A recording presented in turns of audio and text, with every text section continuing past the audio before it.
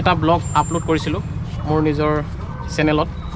আৰু সেই ব্লগটোত মানে আমি নৈ এখনলৈ গা ধুবলৈ গৈছিলোঁ। লগত ভণ্টিজনী আহিছিলে নগাঁৱৰ পৰা, পাখি। আৰু আমি এনেকৈ ফূৰ্তি কৰি নিজে গা ধুবলৈ গৈছিলোঁ আৰু কাৰ এখন আছিলে তাকো ধুবলৈ গৈছিলোঁ।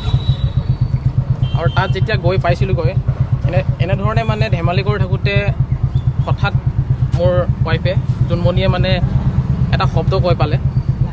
আৰু সেই শব্দটো আচলতে ভুলতে ওলাই গ'ল আৰু জানি বুজি সেই ভুল কৰা নাছিলোঁ আৰু ভবাও নাছিলোঁ যে সেই শব্দটোৱে আপোনালোকৰ মনত ইমান এটা আঘাত সানিব বুলি।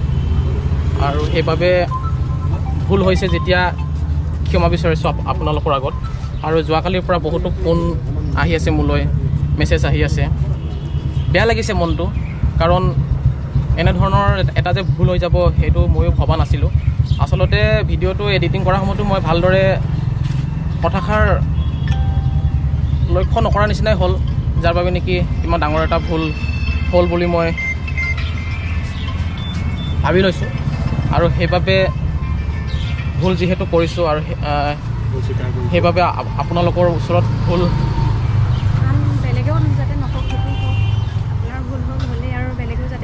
হয়। আৰু যিহেতু ভুল কৰি পালোঁ আৰু ভৱিষ্যতলৈ এনেধৰণৰ ভুল নহয়, আপোনালোকৰ আগত ক্ষমা প্ৰাৰ্থনা মাগিছোঁ। আৰু ভৱিষ্যতলৈ এনেধৰণৰ ভুল কেতিয়াও নহয়, সেয়া আপোনালোকৰ আগত কথা দিছোঁ।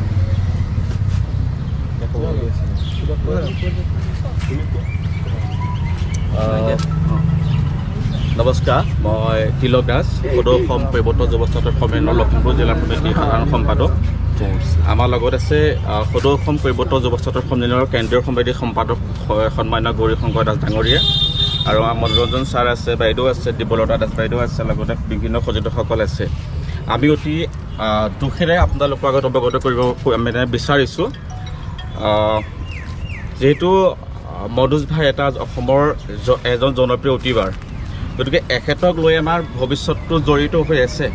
গতিকে বনাই কৈৱৰ্ত জাতিটোক বা সমগ্ৰ নাৰী সমাজখনক তেওঁ যি মানে কলংকিত কৰিলে, তাৰ কাৰণে আমি তীব্ৰ ভাষাৰে গৰিহণা দিছোঁ। সদৌ অসম কৈৱৰ্ত যুৱ ছাত্ৰৰ সন্মিলনত তীব্ৰ ভাষাৰে গৰিহণা দিছোঁ। আৰু লগত তেখেতক আমি 24 ঘণ্টা সময় দিয়া হৈছিল। তেখেতে লখিমপুৰত আহি মানে তেওঁ ৰাজহুৱাভাৱে ক্ষমা বিচাৰিছে। গতিকে আমি তেখেতক ক্ষমা বিচাৰিছোঁ যদিও আমি তেখেতক 3টা চৰ্ত আমি বান্ধি দিব বিচাৰিছোঁ। এখেতে ৰাজহুৱাভাৱে ক্ষমা খোজাৰ পাছত তেখেতে তেওঁ নিজৰ ভিডিঅ'ত গৈ কৈৱৰ্ত জাতিটোক লৈ এটা খুব মানে ভিডিঅ' ব্যৱহাৰে তেখেতক আমি ভিডিঅ' আপলোড দিবৰ কাৰণে আহ্বান জনাইছোঁ।